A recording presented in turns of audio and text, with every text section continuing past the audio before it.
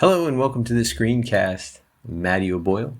And in this screencast, what we're going to do is we're going to develop a concept that I call musical gym. In musical gym, the purpose of musical gym is to help you automate, really, to become automatic at whatever ear training that you're working on. So I got the Melody app open right now, but you can do this with the other apps as well. And we'll just scroll down here and we'll just select a few pitches just to get started.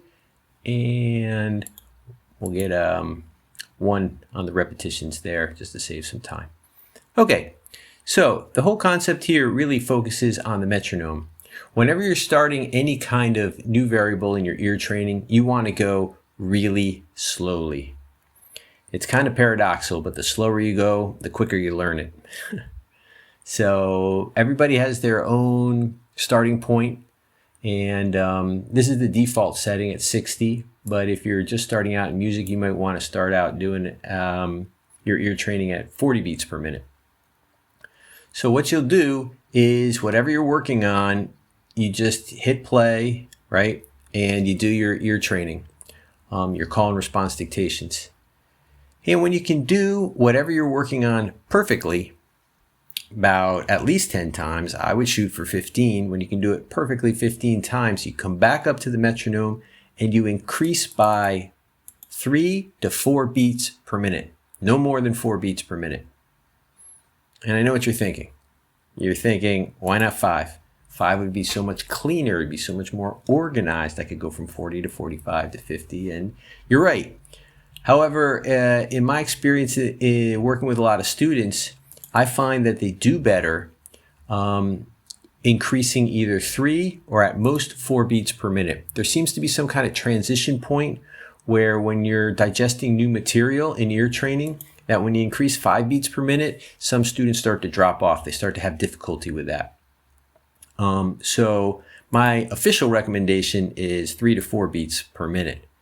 And then, of course, what you want to do when you have moved up your speed, you want to go back and do some more ear training. And when you can do whatever you're working on 10 to 15 times perfectly, then you just increase 4 more. And you do that subsequently until you reach your maximum speed and you can't do it anymore. Okay, that's where the next step of musical gym happens. Imagine your maximum speed is around 62.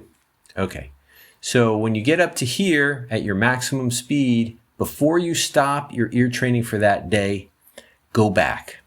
And go back at least 4, but I recommend going back 8. So I don't know how much that would be. I've already forgotten. But anyway, so you go back at least 4, but I recommend going back 8 and do one more round of ear training and then stop. Now, when you go back the next day to do that ear training again, start here where you stopped.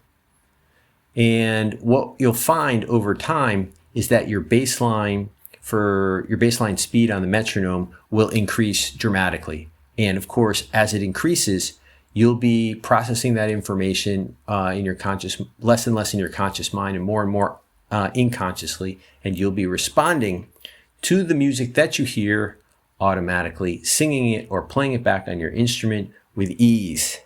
And that is why musical gym is a potent tool to go further, faster, to reach your musical goals.